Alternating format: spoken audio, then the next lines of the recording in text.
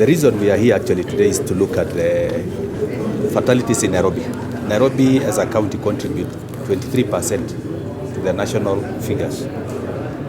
We've gone down again to look at Nairobi, and we found out that 75% of the fatalities in Nairobi are pedestrians.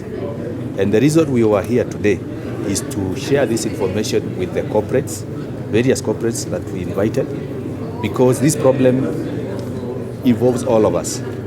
We need to put specific interventions. We have identified the roads that are contributing to these high fatalities in details, and we want them to partner with us to put in place various interventions that we believe will reduce fatalities specifically for pedestrians.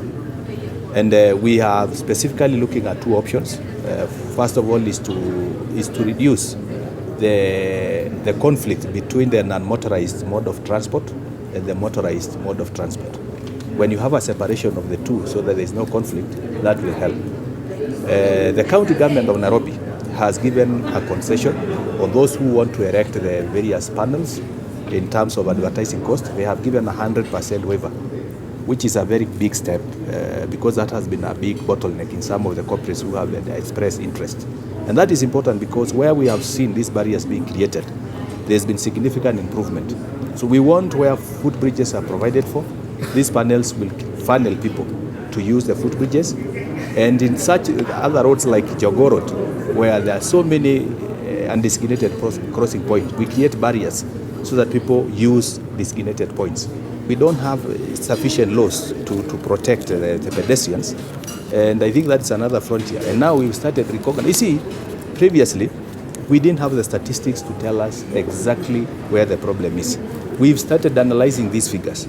We have started breaking them down, and we are understanding using information and data to now know where the problem is. Now that we have the data, I think the appropriate legislation needs to start being crafted to protect the pedestrians and also impose responsibilities on pedestrians. It's not just saying that we are protecting them. They must also carry some responsibility.